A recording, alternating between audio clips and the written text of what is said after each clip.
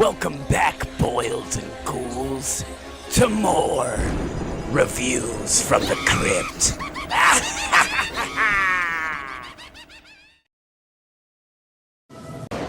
Welcome back to more reviews from the Crypt, kiddies. Tonight's Dead Time story was requested by my zombified buddy David. I like to call this nasty narrative The Thing from the Grave. The episode starts off with Mitch Bruckner, played by the iconic Miguel Ferrer. He's about to murder this poor schmuck for sleeping with his wife. Thou shalt not kill. Fuck it. Well, damn. So after he guns the man down and shows him to an early grave... Not yours. It's mine. We cut to a few days before all this mess, where we see the beautiful Stacy, played by Terry Hatcher. This is where we also meet the photographer, Devlin. Stacy here is a model right in the middle of a photo shoot when good old Mitch comes in to rain on everybody's fucking parade. Party down, absolutely. Knock yourself out, pal. Devlin, in the nicest way possible, tells old Mitch to get lost. Well, Mitch ain't having that shit, and he tells him where the fuck to go. Why don't you take this nice long lens of yours, get it nice and covered with Vaseline, and shove it up your fucking ass! Get some shots to the inside of your asshole, hot shot. Jeez, what a prick. After Bruckner's insecure freakout, Devlin tells Stacy that if things get too wild with Mitch, that she's more than welcome to crash at his studio. What do you think?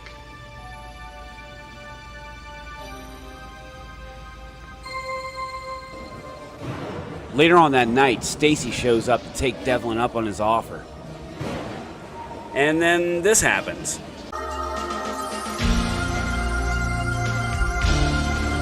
Oh, Mitch is gonna be pissed. You've done it now. He gives Stacy a special necklace that is said to have these magical powers that if you are holding it while you make a promise, the promise will come true no matter what. Whatever happens, I'll be there, right? I'll protect you.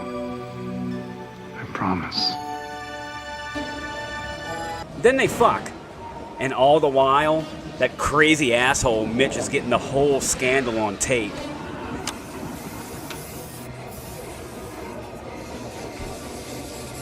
What a fucking psycho.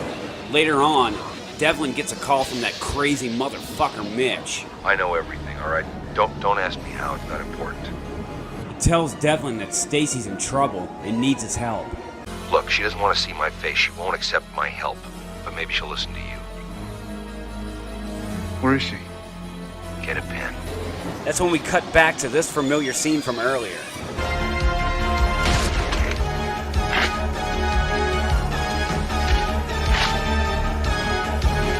Now with the horny cameraman out of the picture, Mitch goes to have a word with Stacy about their relationship. Sometimes I get frustrated and I don't have the words and I use other things, and that's wrong. I know that. I also know that whatever we had is probably gone or changed anyway. His conniving ass also tries to convince her that Delvin moved on and doesn't love her like he said he did. If this guy loves you so much, why hasn't he called by now? Something's wrong. Maybe something happened. Basically making it seem like he just fucked off and left her behind. Or maybe he flew off to Paris with some 19-year-old Eileen Ford discovery. Don't you see what I'm trying to say? I ain't Pat Boone, all right? But I'm here for you. When in reality, he knows that he murdered the fuck out of that man. Stacy goes to the studio apartment to check on Devlin, but he's nowhere to be found. Devlin? She hears a very strange message on the answering machine. This is Bruckner. Look, I know everything. Then Mitch shows up to finish the cheating bitch off. We cut to inside the cabin, where we see Stacy tied to the bed and at the mercy of that evil fucker Mitch. I'm sorry it had to end up like this. I really am. You know, if you just left well enough alone. We then see that Devlin is definitely a man of his word, even in death.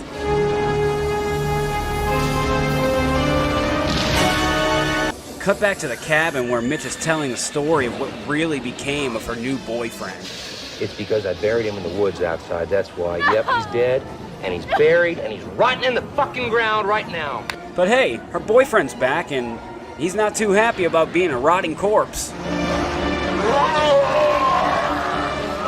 Right as Mitch is about to murder Stacy, good old zombie Devlin shows up to crash the motherfucking party.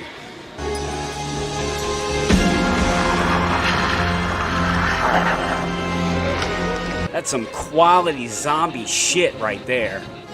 After a bit of a chase, Mitch's dumbass falls right into the same grave that he made for Devlin.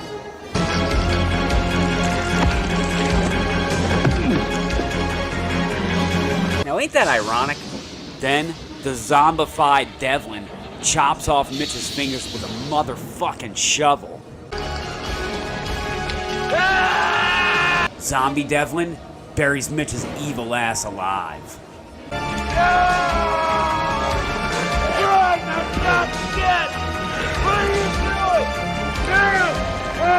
Shit. And then Stacy escapes into the night. It just goes to show, you just can't keep a good man down.